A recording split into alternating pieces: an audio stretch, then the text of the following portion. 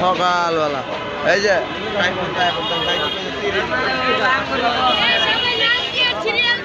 শুধু দর্শক আমি দেখতে পাচ্ছি পথ শিশুরা আজকের একটি অরাজনৈতিক সংগঠন স্বেচ্ছাসেবী সংগঠন, তাদের সঙ্গে আমরাও কাজ করি এবং আমরা সারা বছরই এসব প্রতিবন্ধী শিশুদের কিছু সাহায্য সহানুভূতি করে থাকি যতটুকু পারি আমাদের সাধ্যে, বিশেষ করে শীত বস্ত্র এবং খাবার, সেই সাথে কিছু নগদ অর্থ আমরা দিয়ে থাকি আমাদের সংগঠনগুলির পক্ষ থেকে। আমি খন্দকার মাসুদুজ্জামান, ধারাবাহিকভাবে আমরা এদের এই কাজগুলি করে থাকি এবং করে যাচ্ছি।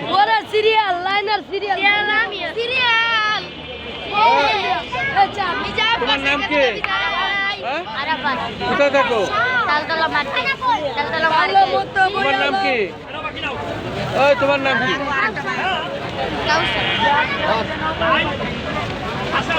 আমরা যতটুকু পারি খাদ্য মতো তাদের কিছু খাদ্য এবং নগদ অর্থ আমরা বিতরণ করে যাচ্ছি।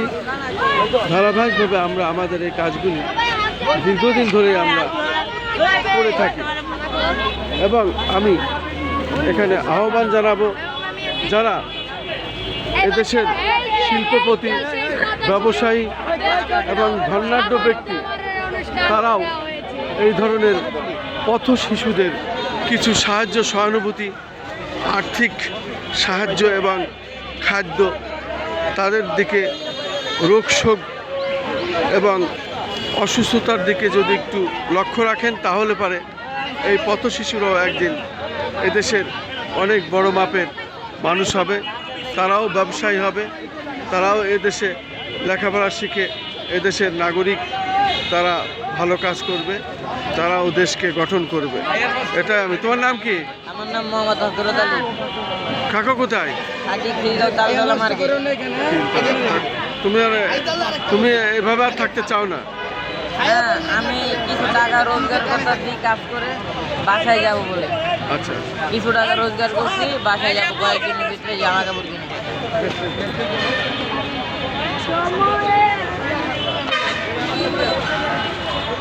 এই ভবঘুরো মানুষ, পথ শিশু, এরা মূলত কখনো খায় কখনো খায় না। এরা এইভাবে অনাহারে থাকে, কখনো কখনো কখনো কখনো রেল স্টেশন, কখনো বাস স্টেশন, কখনো ফুটপাতে, বিভিন্ন মাজার, বিভিন্ন এলাকায় এরা পড়ে থাকে। এদের কেউ খোঁজ নেয় না, এদের কেউ দেখে না। আসলে এটা দেখার দায়িত্ব রাষ্ট্রের। সেই জিনিসটাই আমরা তুলে ধরছি। আমরা দীর্ঘদিন ধরে এদের যতটুকু পারি আমরা ভাসমান শিশুদের পাশে থাকি, খাদ্য এবং চিকিৎসা এবং সেই সাথে তাদের খাবার যতটুকু যেভাবে পারি আমরা এটা বিতরণ করে থাকি। আমি বলছি হবে, আরে আমি তো বললাম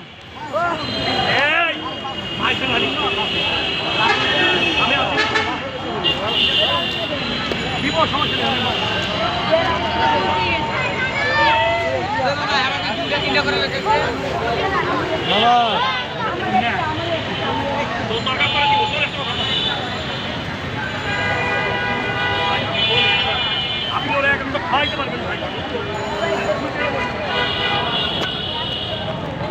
আমি খন্দকার মাসুদুজ্জামান, ধারাবাহিকভাবে এই কাজগুলো আমি দীর্ঘদিন ধরে করে যাচ্ছি এবং আল্লাহ যতদিন হায়াতে রাখবে ততদিন পর্যন্ত আমরা এদের দেখে যাব। যেহেতু পথ শিশু, এদের দেখার কেউ নাই। এরা কখনো রেল স্টেশন, কখনো বাস স্টেশন, কখনো ফুটপাতে এভাবে পড়ে থাকে। যখন যে যায় তাই খায় এবং একসময় এরা মাদকাসক্ত হয়ে যায়, কারণ এদেরকে বিভিন্ন রকমভাবে অবহেলিত হয়ে থাকে এবং বিভিন্ন রকম অপরাধীরা তাদের ব্যবহার করে। এদেরকে দেখতে হবে, রাষ্ট্রের এদের পক্ষে এগিয়ে আসতে হবে। আমি এই দাবি জানাচ্ছি অন্তর্বর্তী সরকার প্রধান শান্তিকে নবনজয়ী প্রফেসর ডক্টর মোহাম্মদ ইউনূস সাহেবের প্রতি আমি আহ্বান জানাচ্ছি। আপনি তাদেরকে দেখুন, এই পথ শিশুদের দেখুন, দীর্ঘদিন আমরা আমাদের তরফ থেকে যতটুকু যা পারি আমরা শীত বস্ত্র এবং তাদের চিকিৎসার জন্য ওষুধ এবং নগদ অর্থ যা পারি আমরা বিতরণ করি, কিন্তু এটা সবসময় সম্ভব না। প্রত্যেকে এগিয়ে আসতে হবে, বিশেষ করে এদেশের ব্যবসায়ী শিল্পপতিরা তাদের এগিয়ে আসতে হবে, তাদের দেখতে হবে।